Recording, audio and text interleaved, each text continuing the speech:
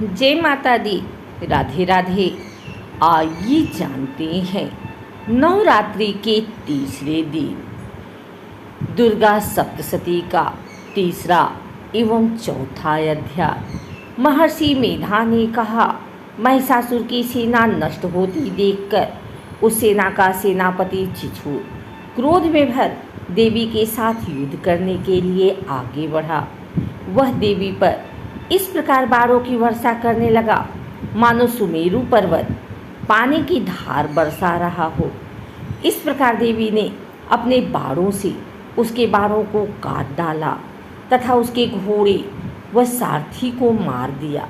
साथ ही उसके धनुष और उसकी अत्यंत ऊंची ध्वजा को भी काट कर नीचे गिरा दिया। उसका धनुष कट जाने के पश्चात उसके शरीर के अंगों को भी अपने बाणों से बींध दिया। धनुष, घोड़ों और सारथी के नष्ट हो जाने पर वह असुर ढाल और तलवार लेकर देवी की तरफ आया। उसने अपनी तीक्ष्ण धार वाली तलवार से देवी के सिर के मस्तक पर प्रहार किया और बड़े वेग से देवी की बाईं भुजा पर वार किया, किंतु देवी की बाईं भुजा को छूते ही उस दैत्य को तलवार टूटकर दो टुकड़े हो गए। इससे दैत्य ने क्रोध में भरकर शूल हाथ में लिया और उसे भद्रकाली देवी की ओर फेंका। देवी की ओर आता हुआ वह शूल आकाश से गिरते हुए सूर्य के समान प्रज्वलित हो रहा था। उस शूल को अपनी ओर आते हुए देखकर देवी ने भी शूल छोड़ा और महाअसुर के शूल के 100 टुकड़े कर दिए और साथ ही महाअसुर के प्राण भी हर लिए। चिछुर के मरने पर देवताओं को दुख देने वाला चामर नामक दैत्य हाथी पर सवार होकर देवी से लड़ने के लिए आया। उसने आने के साथ ही शक्ति से प्रहार किया, किंतु देवी ने अपनी हुंकार से ही उसे तोड़कर पृथ्वी पर डाल दिया। शक्ति को टूटा हुआ देखकर दैत्य ने क्रोध से लाल होकर शूल को चलाया, किंतु देवी ने उसको भी काट दिया। इतने में देवी का सिंह उछलकर हाथी के मस्तक पर सवार हो गया और दैत्य के साथ बहुत ही तीव्र युद्ध करने लगा।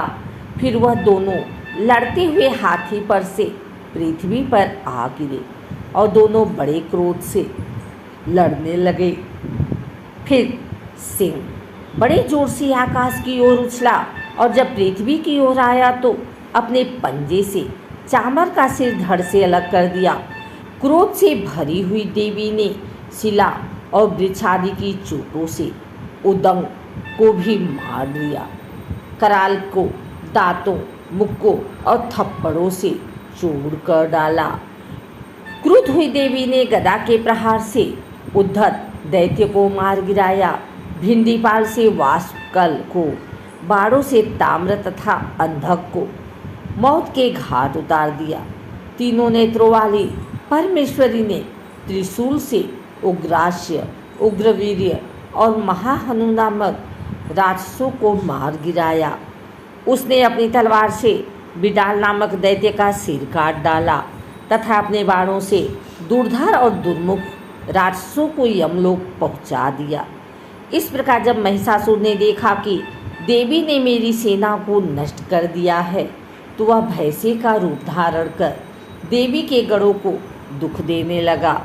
उन गढ़ों में कितनों को उसने मुख के प्रहार से, कितनों को खुरों से, कितनों को पूंछ से, कितनों को सींगों से, बहुतों को दौड़ाने के वेग से, अनेकों को सिंहनाद से, कितनों को चक्कर देकर और कितनों को श्वास वायु के झोंकों से पृथ्वी पर गिरा दिया। वह दैत्य इस प्रकार गढ़ों की सेना को गिरा देवी के सिंह को मारने के लिए दौड़ा। इस पर देवी को बड़ा गुस्सा आया। उधर दैत्य भी क्रोध में भरकर धरती को खूरों से खोदने लगा। सिंगों से पर्वतों को उखाड़ उखाड़ कर धरती पर फेंकने लगा और मुख से शब्द करने लगा। महिषासुर के वेग से चक्कर देने के कारण पृथ्वी क्षुब्ध होकर फटने लगी। उसकी पूंछ से टकराकर समुद्र चारों ओर फैलने लगा। हिलते हुए सिंगों के आघात से मेघ खंड खंड हो गए और श्वास से आकाश में उड़ते हुए पर्वत फटने लगे। इस तरह क्रोध में भरे हुए राक्षस को देख चंडिका को भी क्रोध आ गया और वह उसे मारने के लिए क्रोध में भर गई। देवी ने पास फेंककर दैत्य को बांध लिया और उसने बध जाने पर दैत्य का रूप त्याग दिया और सिंह का रूप बना लिया। और जब ही देवी उसका सिर काटने के लिए तैयार हुई कि उसने पुरुष का रूप बना लिया जो कि हाथ में तलवार लिए हुए था। देवी ने तुरंत ही अपने बाणों के साथ उस पुरुष को उसकी तलवार ढाल सहित बिंध डाला। इसके पश्चात वह हाथी के रूप में दिखाई देने लगा और अपनी लंबी सूंड से देवी के सिंह को खींचने लगा और गरजने लगा। देवी ने अपनी तलवार से उसकी सूंड काट डाली। तब राक्षस ने एक बार भैंसी का रूप धारण कर लिया और पहले की तरह चराचर जीवों सहित समस्त लोकी को व्याकुल करने लगा। इसके पश्चात क्रोध में भरी हुई देवी बारंबार उत्तम मधु का पान करने लगी और लाल लाल नेत्र करके हंसने लगी। उधर बलवीर्य तथा मद से क्रुद्ध हुआ दैत्य भी गरजने लगा। अपने सिंगों से देवी पर पर्वतों को फेंकने लगा। देवी अपने बाणों से उसके फेंके हुए पर्वतों को चूर करती हुई बोली, ओ मूढ़, जब तक मैं मधुपान कर रही हूँ तब तू गरज ले और इसके पश्चात मेरे हाथों तेरी मृत्यु हो जाने पर देवता गरजेंगे। महर्षि मेधा ने कहा। यो कहकर देवी उछलकर उस दैत्य पर आघात किया। देवी के पैर से दबने पर भी दैत्य अपने दूसरे रूप से अपने मुख से बाहर होने लगा। अभी वह आधा ही बाहर निकला था कि देवी ने अपने प्रभाव से उसे रोक दिया। जब वह आधा निकला हुआ ही दैत्य युद्ध करने लगा तो देवी ने अपनी तलवार से उसका सिर काट दिया। इसके पश्चात सारी राक्षस सेना हाहाकार करती हुई वहाँ से भाग खड़ी हुई और सब देवता अत्यंत प्रसन्न हुए तथा ऋषियों महर्षियों सहित देवी की स्तुति करने लगे। गंधर्वराज गान करने लगे तथा अप्सराएं नृत्य करने लगी। आइए सुनते हैं दुर्गा सप्तशती का चौथा अध्याय। महर्षि मेधा बोले, देवी ने जब पराक्रमी दुरात्मा महिषासुर को मार गिराया और असुरों की सेना को मार दिया, तब इंद्र आदि समस्त देवता अपने सिर तथा शरीर को झुकाकर भगवती की स्तुति करने लगे। जिस देवी ने अपनी शक्ति से यह जगत व्याप्त किया है और जो संपूर्ण देवताओं तथा महर्षियों की पूजनीय है, उस अंबिका को हम भक्तिपूर्वक नमस्कार करते हैं। वह हम सबका कल्याण करें। जिस अतुल प्रभाव और बल का वर्णन भगवान विष्णु, शंकर और ब्रह्मा जी भी नहीं कर सके, वही चंडिका देवी इस संपूर्ण जगत का पालन करें और अशुभ भय का नाश करें। पुण्य आत्माओं के घरों में तुम स्वयं लक्ष्मी रूप हो और पापियों के घरों में तुम अलक्ष्मी रूप हो और शतकुल में उत्पन्न होने वालों के लिए तुम लज्जा रूप होकर उनके घरों में निवास करती हो। हम दुर्गा भगवती को नमस्कार करते हैं। हे देवी, इस विश्व का पालन करो। हे देवी, हम तुम्हारे अचिंत्य रूप का किस प्रकार वर्णन करें। असुरों का नाश करने वाले भारी पराक्रम तथा समस्त देवताओं और दैत्यों के विषय में जो तुम्हारे पवित्र चरित्र हैं, उनका हम किस प्रकार वर्णन करें। हे देवी, त्रिगुणात्मिका होने पर भी तुम संपूर्ण जगत की उत्पत्ति का कारण हो। हे देवी, भगवान विष्णु, शंकर आदि किसी भी देवता ने तुम्हारा पार नहीं पाया। तुम सबकी आश्रय हो। यह संपूर्ण जगत तुम्हारा ही अंशरूप है, क्योंकि तुम सबकी आदि भूत प्रकृति हो। हे देवी, तुम्हारे जिस नाम के उच्चारण से संपूर्ण यज्ञों में सब देवता तृप्ति लाभ करते हैं, वह स्वाहा तुम ही हो। इसके अतिरिक्त तुम पितरों की तृप्ति का कारण हो। इसलिए सब आपको श्रद्धा कहते हैं। हे देवी, वह विद्या जो मोक्ष को देने वाली है, जो अचिंत्य महाज्ञान स्वरूपा है, तत्वों के सार को वश में करने वाले, संपूर्ण दोषों को दूर करने वाले, मुझ की इच्छा वाले मुनिजन जिसका अभ्यास करते हैं, वह तुम ही हो। तुम वाणी रूप हो और दोष रहित ऋग तथा यजुर्वेदों के एवं उद्गीत और सुंदर पदों के पाठ वाले सामवेद की आश्रय रूप हो। तुम भगवती हो। इस विश्व की उत्पत्ति एवं पालन के लिए तुम वार्ता के रूप में प्रकट हुई हो और तुम संपूर्ण संसार की पीड़ा हरने वाली हो। हे देवी, जिससे सारे शास्त्रों का जाना जाता है, वह मेधा शक्ति तुम ही हो और दुर्गम भवसागर से पार करने वाली नौका भी तुम ही हो। लक्ष्मी रूप से विष्णु भगवान के हृदय में निवास करने वाली और भगवान महादेव द्वारा सम्मानित गौरी देवी तुम ही हो। मन मुस्कान वाले निर्मल पूर्णचंद बिंब के समान और उत्तम स्वर्ण की मनोहर कांति से कमनीय तुम्हारे मुख को देखकर भी महिषासुर क्रोध में भर गया। यह बड़े आश्चर्य की बात है। और हे देवी, तुम्हारा यही मुख जब क्रोध से भर गया तो उदय काल के चंद्रमा की भांति लाल हो गया और तनी हुई भौहें के कारण विकराल रूप हो गया। उसे देखकर भी महिषासुर के शीघ्र प्राण नहीं निकल गए। यह बड़े आश्चर्य की बात है। आपके कुपित मुख के दर्शन करके भला कौन जीवित रह सकता है। हे देवी, तुम हमारे कल्याण के लिए प्रसन्न हो। आपके प्रसन्न होने से इस जगत का अभ्युदय होता है और जब आप क्रुद्ध हो जाती हैं तो कितने ही कुलों का सर्वनाश हो जाता है। यह हमने अभी अभी जाना है कि जब तुमने महिषासुर की बहुत बड़ी सेना को देखते देखते मार दिया है। हे देवी, सदा अभ्युदय प्रताप देने वाली तुम जिस पर प्रसन्न हो जाती हो, वही देश में सम्मानित होते हैं। उनके धन यश की वृद्धि होती है। उनका धर्म कभी शिथिल नहीं होता है और उनके यहाँ अधिक पुत्र पुत्रियाँ और नौकर होते हैं।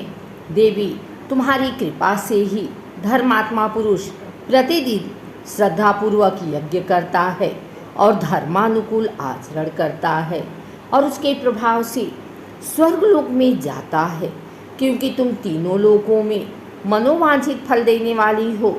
हे माँ दुर्गे, तुम स्मरण करने पर संपूर्ण जीवों के भय नष्ट कर देती हो और स्थिर चित्त वालों के द्वारा चिंतन करने पर उन्हें और अत्यंत मंगल देती हो। हे दारिद्र दुखनाशिनी देवी, तुम्हारे सिवा दूसरा कौन है। तुम्हारा चित्त सदा दूसरों के उपकार में लगा रहता है। हे देवी, तुम शत्रुओं को इसलिए मारती हो कि उनके मारने से दूसरों को सुख मिलता है। वह चाहे नरक में जाने के लिए चिरकाल तक पाप करते रहे हों, किंतु तुम्हारे साथ युद्ध करके सीधे स्वर्ग को जाएं, इसलिए तुम उनका वध करती हो। हे देवी, क्या तुम दृष्टिपात मात्र से समस्त असुरों को भस्म नहीं कर सकती?